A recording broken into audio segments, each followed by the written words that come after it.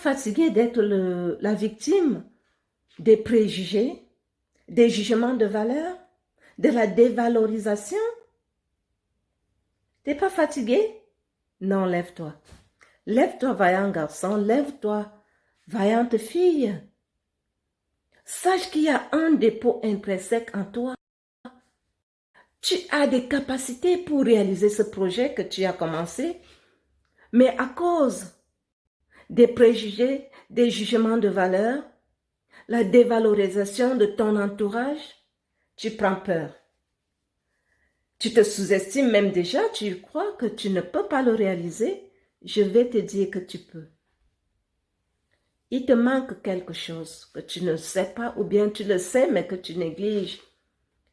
Tu as cru que ton salut ou bien la réalisation de ton projet, la réalisation de tes projets, ton épanouissement dépend de quelqu'un d'autre. Non. Si quelqu'un d'autre ne t'a pas donné le souffle de vie que tu as aujourd'hui, c'est pas cette personne qui aura la emprise sur tes projets ni sur ta vie. Certainement, tu as entamé un projet, tu as eu des obstacles. Oui, certaines personnes de ton entourage ont tenté de briser tes projets, de les annuler même, de freiner ton élan, d'éteindre cette étoile qui brille en toi. Je viens te dire, personne d'autre ne viendra t'aider. Si Dieu a mis un projet dans ton cœur, avance, réalise-le. Que ce soit dans ton lieu de service, personne. Tu vas me dire, nous évoluons dans un cadre légal, oui. Mais autant que tu fais bien ton travail, les personnes de ton entourage, tes collègues, vont te poser des pots de banane.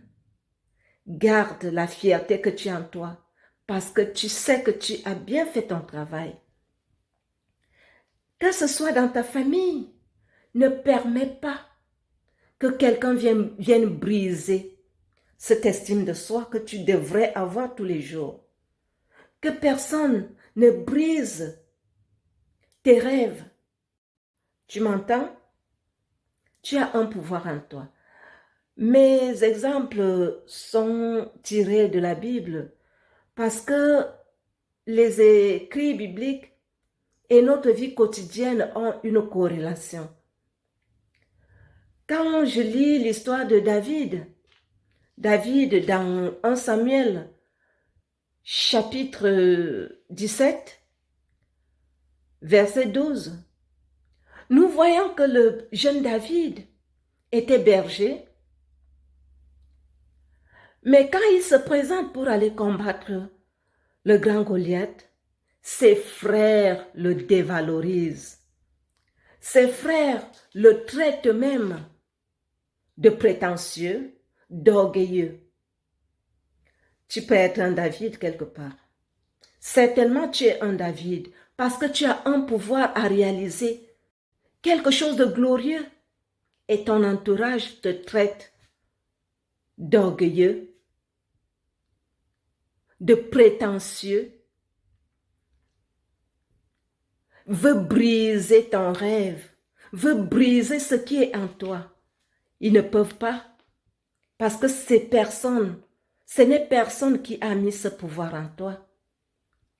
Ce n'est personne qui t'a donné ces capacités. Tu m'entends? Si David s'est levé avec foi, avec détermination de combattre Goliath, lève-toi également. Avance dans ton projet. Avance dans tes affaires. Avance dans ta recherche de n'importe quoi. Avec une confiance totale en toi, en tes capacités.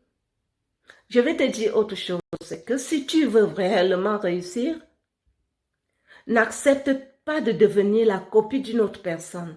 Sois toi-même. Parce que quand on réalise ce que nous avons rêvé réaliser, on le fait avec détermination, avec confiance en soi. La confiance en soi, c'est un catalyseur de réussite.